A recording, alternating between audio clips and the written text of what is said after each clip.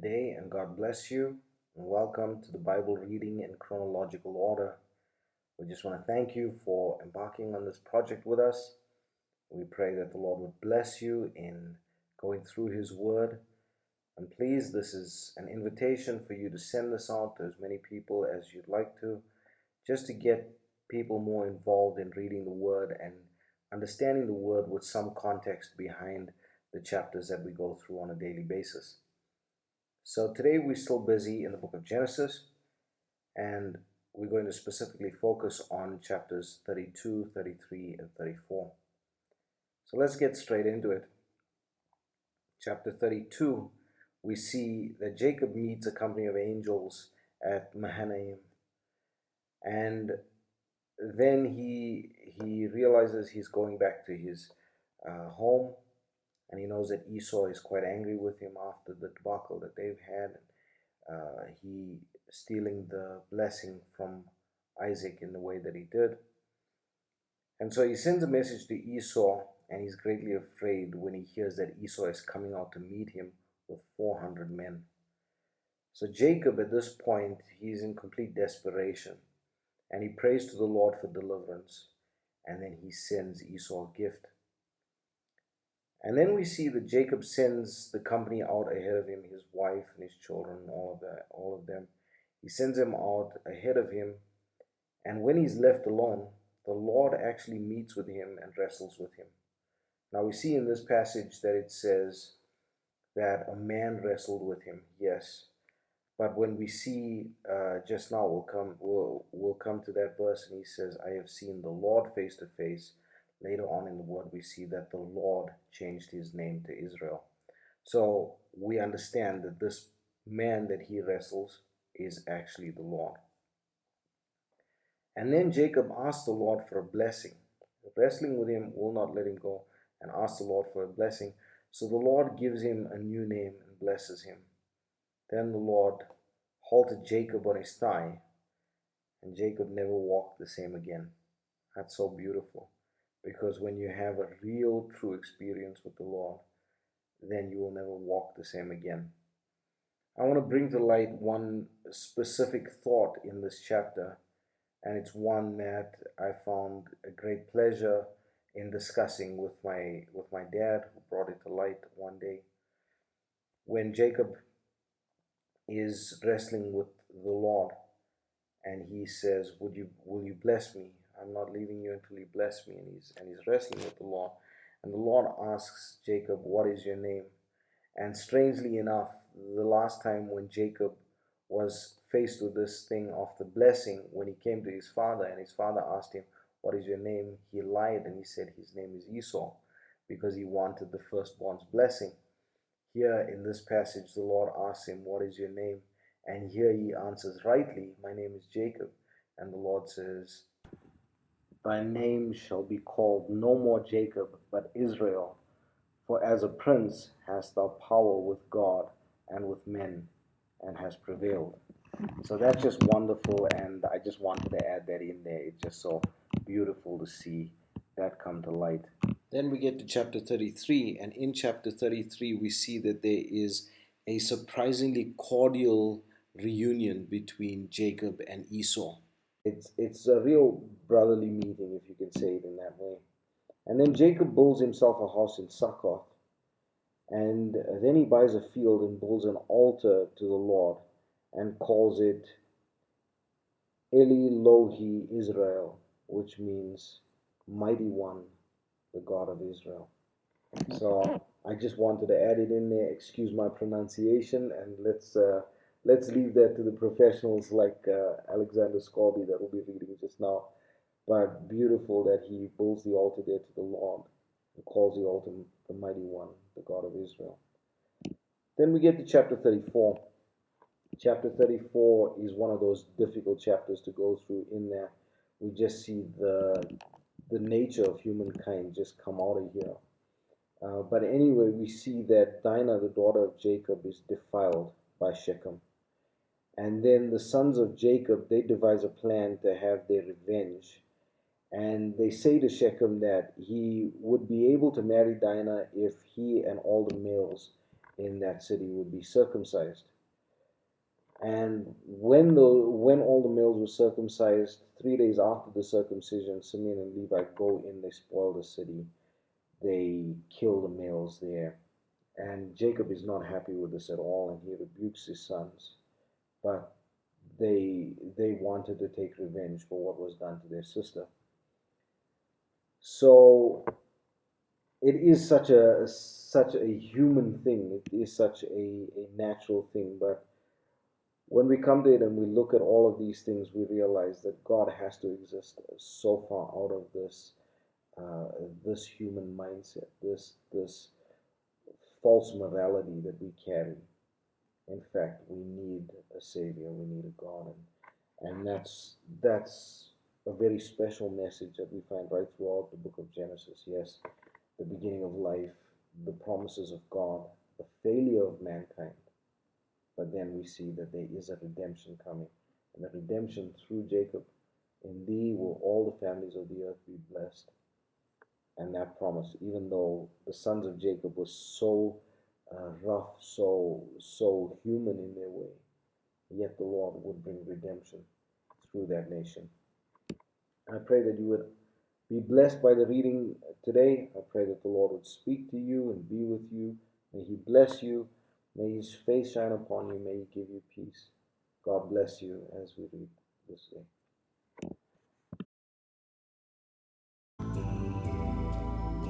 Chapter 32. And Jacob went on his way, and the angels of God met him. And when Jacob saw them, he said, This is God's host. And he called the name of that place Mahanaim. And Jacob sent messengers before him to Esau his brother unto the land of Seir, the country of Edom. And he commanded them, saying, Thus shall ye speak unto my lord Esau. Thy servant Jacob saith thus, I have sojourned with Laban, and stayed there until now. And I have oxen and asses, flocks and men servants, and women servants. And I have sent to tell my lord that I may find grace in thy sight. And the messengers returned to Jacob, saying, We came to thy brother Esau, and also he cometh to meet thee, and 400 men with him. Then Jacob was greatly afraid and distressed. And he divided the people that was with him, and the flocks and herds and the camels, into 2 bands, and said, If Esau come to the one company and smite it, then the other company which is left shall escape. And Jacob said, O God of my father Abraham, and God of my father Isaac, the Lord which saidst unto me, Return unto thy country and to thy kindred, and I will deal well with thee. I am not worthy of the least of all the mercies and of all the truth which thou hast showed unto thy servant. For with my staff I passed over this Jordan, and now I am become 2 bands. Deliver me, I pray thee, from the hand of my brother, from the hand of Esau, for I fear him, lest he will come and smite me, and the mother with the children. And thou saidst, I will surely do thee good, and make thy seed as the sand of the sea, which cannot be numbered for multitude. And he lodged there that same night, and took of that which came to his hand a present for Esau his brother, 200 she-goats and 20 he-goats, 200 ewes and 20 rams, 30 milch camels with their colts, 40 kine, and 10 bulls, 20 she-asses, and 10 foals. And he delivered them into the hand of his servants, every drove by themselves, and said unto his servants, Pass over before me, and put a space betwixt drove and drove. And he commanded the foremost, saying, When Esau my brother meeteth thee, and asketh thee, saying, Whose art thou, and whither goest thou, and whose are these before thee? Then thou shalt say, They be thy servant Jacob's. It is a present sent unto my lord Esau, and behold, also he is behind us. And so commanded he the second and the third, and all that followed the drove, saying, On this manner shall ye speak unto Esau when ye find him. And say ye moreover, Behold, thy servant Jacob is behind us. For he said, I will appease him with the present that goeth before me, and afterward I will see his face. Peradventure he will accept of me. So went the present over before him, and himself lodged that night in the company. And he rose up that night, and took his 2 wives, and his 2 women servants, and his 11 sons, and passed over the ford Jabbok. And he took them, and sent them over the brook, and sent over that he had. And Jacob was left alone. And there wrestled a man with him until the breaking of the day. And when he saw that he prevailed not against him, he touched the hollow of his thigh, and the hollow of Jacob's thigh was out of joint, as he wrestled with him. And he said, Let me go, for the day break. And he said, I will not let thee go, except thou bless me. And he said unto him, What is thy name? And he said, Jacob. And he said, Thy name shall be called no more Jacob, but Israel. For as a prince hast thou power with God and with men, and hast prevailed. And Jacob asked him and said, Tell me, I pray thee, thy name. And he said, Wherefore is it that thou dost ask after my name? And he blessed him there. And Jacob called the name of the place Peniel. For I have seen God face to face, and my life is preserved. And as he passed over Penuel, the sun rose upon him, and he halted upon his thigh. Therefore the children of Israel eat not of the sinew which shrank, which is upon the hollow of the thigh unto this day, because he touched the hollow of Jacob's thigh in the sinew that shrank. 23. And Jacob lifted up his eyes and looked, and behold, Esau came, and with him 400 men. And he divided the children unto Leah, and unto Rachel, and unto the 2 handmaids. And he put the handmaids and their children foremost, and Leah and her children after, and Rachel and Joseph hindermost. And he passed over before them, and bowed himself to the ground 7 times, until he came near to his brother. And Esau ran to meet him, and embraced him, and fell on his neck, and kissed him, and they wept. And he lifted up his eyes, and saw the women and the children, and said, Who are those with thee? And he said, The children which God hath graciously given thy servant. Then the handmaidens came near, they and their children, and they bowed themselves. And Leah also with her children came near, and bowed themselves. And after came Joseph near, and Rachel, and they bowed themselves. And he said, What meanest thou by all this drove which I met? And he said, These are to find grace in the sight of my Lord. And Esau said, I have enough, my brother. Keep that thou hast unto thyself. And Jacob said, Nay, I pray thee, if now I have found grace in thy sight, then receive my present at my hand. For therefore I have seen thy face, as though I had seen the face of God, and thou wast pleased with me. Take, I pray thee, my blessing that is brought to thee, because God hath dealt graciously with me, and because I have enough. And he urged him, and he took it. And he said, Let us take our journey, and let us go, and I will go before thee.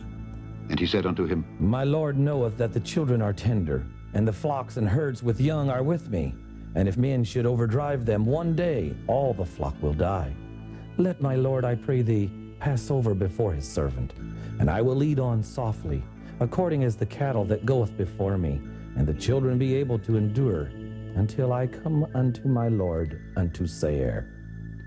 And Esau said, Let me now leave with thee some of the folk that are with me. And he said, What needeth it? Let me find grace in the sight of my Lord. So Esau returned that day on his way unto Seir. And Jacob journeyed to Succoth, and built him an house, and made booths for his cattle. Therefore the name of the place is called Succoth. And Jacob came to Shalem, a city of Shechem, which is in the land of Canaan, when he came from Padan Aram, and pitched his tent before the city. And he bought a parcel of a field where he had spread his tent, at the hand of the children of Hamor, Shechem's father, for 100 pieces of money. And he erected there an altar, and he called it El Elohi Israel. Chapter 34. And Dinah the daughter of Leah, which she bare unto Jacob, went out to see the daughters of the land. And when Shechem the son of Hamor the Hivite, prince of the country, saw her, he took her, and lay with her, and defiled her. And his soul clave unto Dinah the daughter of Jacob, and he loved the damsel, and spake kindly unto the damsel. And Shechem spake unto his father Hamor, saying, Get me this damsel to wife. And Jacob heard that he had defiled Dinah his daughter. Now his sons were with his cattle in the field, and Jacob held his peace until they were come. And Hamor the father of Shechem went out unto Jacob to commune with him. And the sons of Jacob came out of the field when they heard it, and the men were grieved, and they were very wroth, because he had wrought folly in Israel in lying with Jacob's daughter, which thing ought not to be done. And Hamor communed with them, saying, The soul of my son Shechem longeth for your daughter. I pray you give her him to wife. And make ye marriages with us, and give your daughters unto us, and take our daughters unto you. And ye shall dwell with us, and the land shall be before you. Dwell and trade ye therein, and get you possessions therein. And Shechem said unto her father and unto her brethren, Let me find grace in your eyes, and what ye shall say unto me I will give. Ask me never so much dowry and gift, and I will give according as ye shall say unto me. But give me the damsel to wife. And the sons of Jacob answered Shechem and Hamor his father deceitfully, and said, Because he had defiled Dinah their sister. And they said unto them, We cannot do this thing, to give our sister to one that is uncircumcised, for that were a reproach unto us. But in this we will consent unto you, if ye will be as we be, that every male of you be circumcised, then will we give our daughters unto you, and we will take your daughters to us, and we will dwell with you, and we will become one people. But if ye will not hearken unto us to be circumcised, then will we take our daughter, and we will be gone. And their words pleased Hamor and Shechem, Hamor's son. And the young man deferred not to do the thing, because he had delight in Jacob's daughter, and he was more honorable than all the house of his father. And Hamor and Shechem his son came unto the gate of their city, and communed with the men of their city, saying, These men are peaceable with us. Therefore let them dwell in the land, and trade therein. For the land, behold, it is large enough for them. Let us take their daughters to us for wives, and let us give them our daughters. Only herein will the men consent unto us, for to dwell with us, to be one people, if every male among us be circumcised as they are circumcised. Shall not their cattle and their substance, and every beast of theirs be ours? Only let us consent unto them, and they will dwell with us.